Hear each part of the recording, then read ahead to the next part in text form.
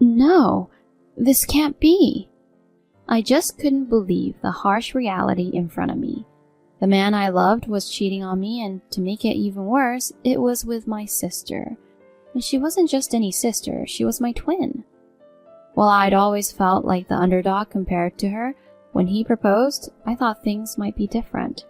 But even in marriage, I was still playing second fiddle to her. How was I supposed to deal with this double betrayal? Feeling completely alone, I made my way back to my parents' house. "What's going on?" my mom questioned. I poured my heart out, anxiously wondering where she'd stand. But her reaction caught me off guard. "I'm Lisa, a 29-year-old working for a top financial firm. Throughout school, I was the studious type, more focused on books than boys. Maybe it was because of my fear of getting too attached. And there's a reason for that fear. My twin, Lexi, looks exactly like me. Apart from a tiny mole, we're nearly impossible to tell apart. But personality-wise, we're day and night. I'm more reserved, while Lexi's always been the life of the party. She's never had a shortage of romantic interest, dating back to middle school. My apprehension about dating likely stems from her. I once confided in her about a crush, and while she pretended to be supportive, she swooped in and dated him herself. How could you? You knew how I felt about him.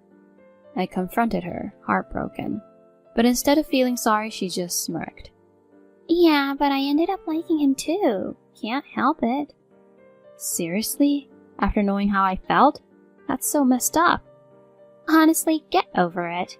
He liked me more, that's all. That's all? How could you be so cold? Don't you have anything to say to me? Like what? Apologize? Why would I? I'm with him because of me. You should have made your move before he fell for me. I was speechless. Sure, I had only told Lexi I liked the guy and didn't ask her to help or to keep her distance. As much as I wanted to blame her, part of it was on me. She saw an opportunity and took it. That's all. Even if it felt unfair, it was the truth. Maybe if I had been braver, things would have been different. After that, I guarded my heart, afraid of another heartbreak, especially if Lexi was involved. So I never got too close to anyone, resigning myself to the idea of being single forever. But a couple of years ago, things changed. One night at my regular bar, a guy named Steve approached me. He mentioned he'd seen me there before and had been hoping to chat. I was pretty clueless about dating, but his sincerity shone through, and before I knew it, we were in a relationship. A year later, we got engaged, but in the back of my mind, I couldn't shake the fear. What if he met Lexi and fell for her charms? But all that anxiety was for nothing. He looked me in the eyes and said, "Fall for your sister? No chance. It's you I love, Lisa." "But everyone always picks her over me." Aw, is that so? Well, maybe she's a tad more outgoing. Right? That's why I worried you'd be drawn to her. I love you for you. Sure, you two might look alike, but you're unique. I chose you, Lisa. Those words melted my heart. I couldn't help but cry, and he held me tight. My mom was beyond ecstatic about the wedding. She'd always been my rock, always telling me you're beautiful, especially during my low moments. After my dad's passing and both Lexi and I moving out for work, we hadn't been in touch with her much. So sharing my wedding news was such a joy. The only dark cloud was Lexi. During our visit home, she was a storm of resentment. Maybe she was bitter about me getting married first. While Mom and Steve chatted away, Lexi cornered me. "Don't think you've won. He'll get bored of you soon." Hurt? I asked. Why the bitterness? He really loves me and... Sure, who'd want you really? Just enjoy it while it lasts. Good luck. As hurtful as she was, a part of me wondered if she had a point. Flash forward, nearly a year into our marriage, and things had changed. The caring Steve had grown distant. He'd been working late and our chats had dwindled, especially as our anniversary loomed. Trying to reconnect, I mentioned, "Wouldn't it be nice to have dinner together sometime?" But he just shot back. Now? When work's crazy? "We've just been so distant lately. so I just thought that maybe we could. I'm drowning in work. Must be nice to clock out on time. I'm sorry. Little things began to stand out, like how he went from calling me honey to just Lisa, but the biggest blow was yet to come.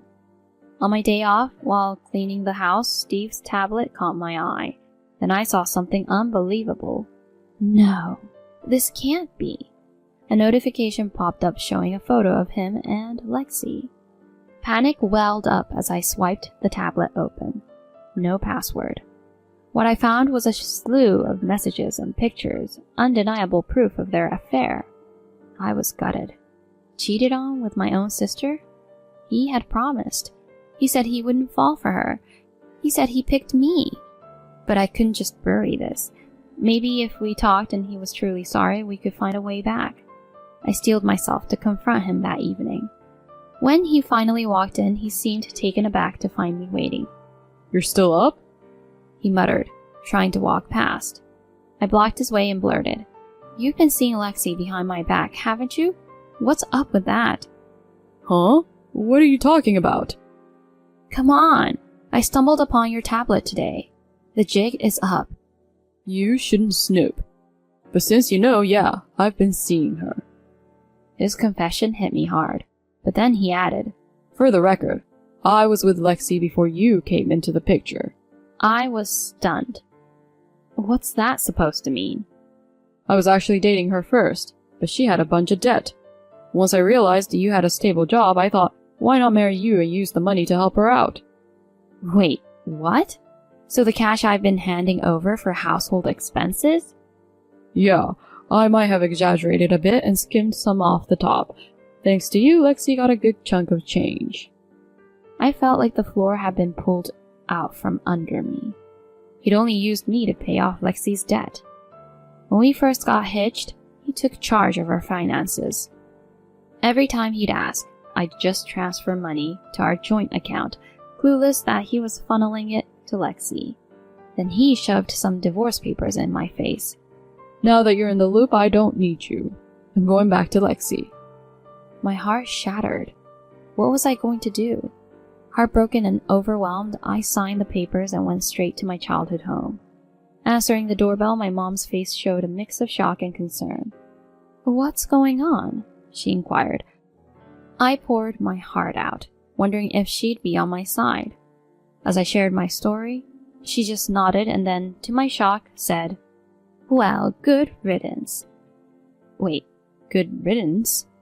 Yeah, better off without a guy like that. Mom, he betrayed me with my own sister. And that's why it's good he's out of your life. It's not that simple. I feel so used. She pulled me into a hug and whispered, "It'll be okay. I got this." I was drained and didn't push for answers. But 2 days later, Steve and Lexi, thanks to my mom's summons, walked in. I didn't want to face them, but there I was, staring them down. They shot me smug grins and I wanted to run. Breaking the tense silence, my mom chirped, "So, Lexi, you and Steve are tying the knot?" Lexi replied, almost gloating, "You knew? Yes, he was mine first anyway. We're just a better fit, don't you think?"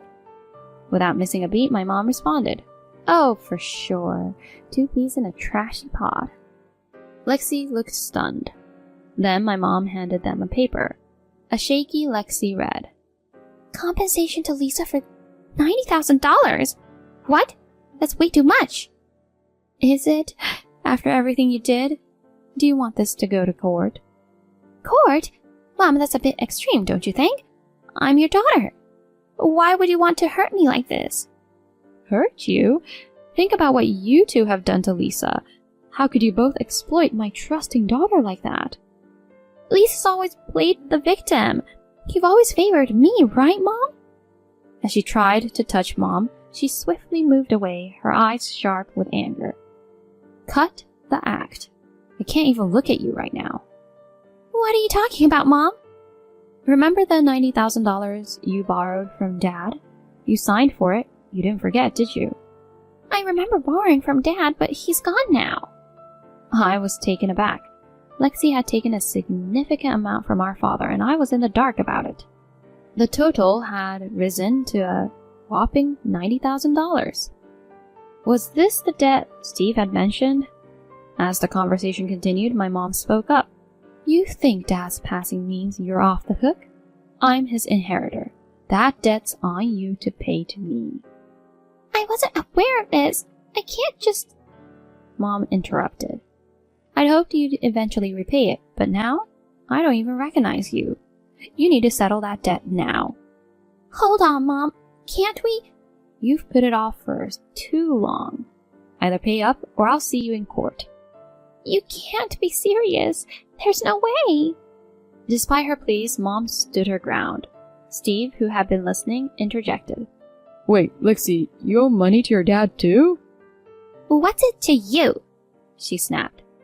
What about all the cash I've been sending you? You've used some of it to pay back, right? Not exactly. You didn't just blow through everything I gave you, did you? It turned out that Lexi had not been using the money I had given to Steve to pay off her debt, but rather for her personal enjoyment. Her debt kept mounting. Steve, now looking worried, turned to me. I didn't realize this about her. Forget about marrying her. Lisa, maybe we can work things out? I was taken aback by his audacity. Gathering my thoughts, I responded sharply. Are you kidding me? I never want anything to do with you again. Just be ready to pay up. Really? I'm trying to make amends here. The decision's mine to make. I won't ever forgive either of you. I'll make sure you both face the consequences. Steve and Lexi looked shaken. They tried to apologize again, but I wasn't having any of it. Fearing legal action, they both signed the documents my mom prepared. Because of this, they each owed me $75,000. Ultimately, I broke ties with them and, to my benefit, ended up with a considerable sum. Steve and Lexi never ended up together and even split up. She was deep in debt and was cut out from any family inheritance. Steve, after all the money he'd given her, was nearly penniless. They're likely to be paying off their dues for quite some time, but I have zero pity for them. They brought it upon themselves. I owe my ability to move forward to my mom's unwavering support. Now I'm living solo in an apartment close to work. My mom often stops by and we enjoy meals out together. I'm forever thankful to her and hope to show her my gratitude in the years to come.